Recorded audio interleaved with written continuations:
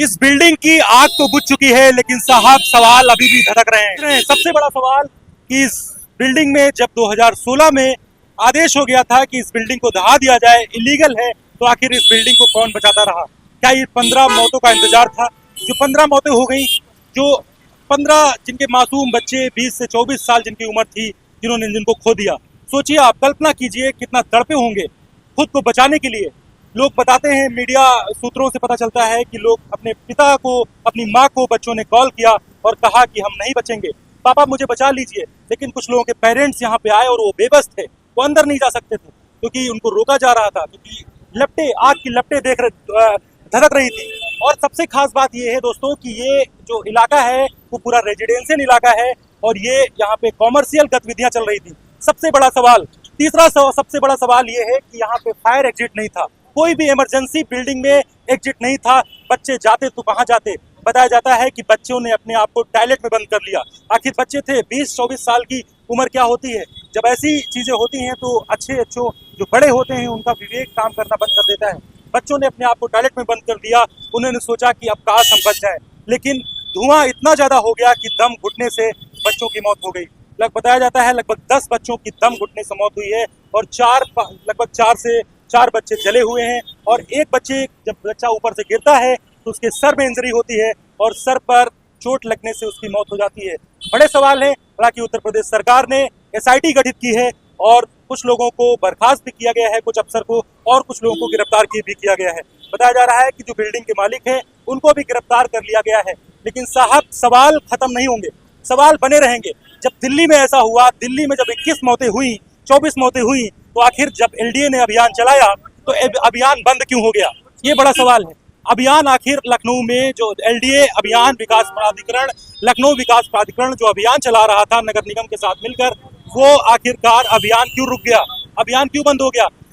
10 साल पहले जब इस बिल्डिंग को गिरने से आखिर किसने बचाया? आखिर कहाँ सेटिंग गेटिंग का खेल था? मुख्यमंत्री योगी आदित्यनाथ जी ये क्यों नहीं समझते हैं? आखिर कहाँ चीजें थी, कहाँ फंसाव था, कौन इसको बचा रहा था? क्या 15 मौतों का इंतजार था? जिन्होंने अपने बच्चों को खो दिया 20 से 24 साल, जरा उनसे पूछिए, वो पूरा जीवन रात भर सुकून से नहीं सो पाएंगे। एक माँ यहाँ पे बिलख रही थी, वही ये जगह है जो माँ बिलख बिलख के कह रही थी कि मेरे बच्चे के पास मुझे जाने दीजिए। उस माँ ने अपनी जान की परवाह नहीं की और कह रही थी कि मुझे अपने बच्चे को बचाना है। लेकिन आखिर कुछ होनी थी ऐसी कि वो कोई माँ अपने बच्चे को नहीं बचा पाई, जो माँ यहाँ पे आई थी। लेकिन बड़ा सवाल ये है कि देश का सबसे बड़ा प्रदेश उत्तर प्रदेश, जहाँ पे ऐसी कमियां, आखिर कौन इसका जवाब देगा? क्या बर्खास्त करने से सारी चीजें सही हो जाएंगी? आखिर जो गिरफ्तारियां हुई हैं, क्या गिरफ्तारियां करने से क्या जमानत नहीं होगी उनकी? क्या हमारे देश में जमानत नहीं हो जाती है ऐसे लोगों की? ये बड़ा सवाल बना हुआ है।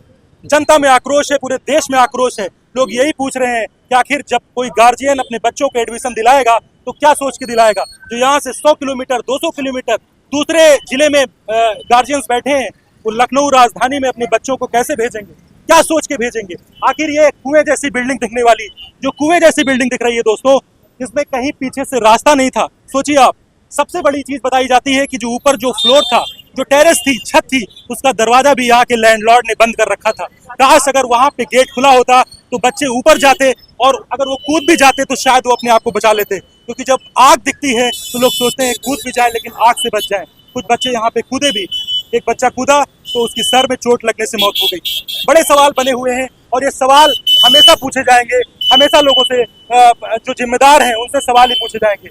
मैं जनता से कहता हूँ, जो पूरी जनता है 140 करोड़ जनता, उनसे पूछता हूँ कि सवाल पूछे। अपनी सोशल मीडिया से कुछ नहीं कर सकते हैं तो आप 2 शब्द लिखिए, जिम्मेदारों से सवाल पूछिए। जब आप सवाल पूछेंगे तभी सिस्टम बदलेगा, वरना आज यहाँ हुआ है कल किसी दूसरे शहर में होगा। ऐसा होता भी आया है। तो देश में 9 कांड हुआ, नाव पलटी, कितने लोग मरे, क्या हुआ?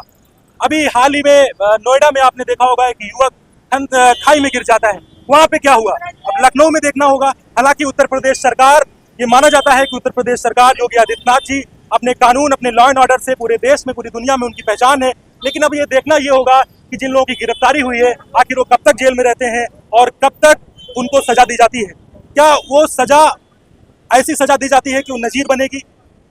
अब बस यही सवाल है लोगों के पास में। और अब ये स्पॉट जो है खोल दिया गया है, अभी 2 दिन से बंद था, अब आवागमन शुरू हो चुका है। हालांकि पुलिस बता रही है कि जाम की स्थिति ज्यादा बन रही थी जब ये नहीं खुला था, लेकिन अभी भी क्योंकि ट्रैफिक इतना ज्यादा है कि जाम की स्थिति बन रही है। मैं कहूंगा अपने कैमरामैन से दिखाई जरा चारों तरफ कि जाम की स्थिति अभी भी यहाँ पे बन रही है, क्योंकि चारों तरफ अब खोल दिया गया है और लोगों का आवागमन शुरू हो चुका है।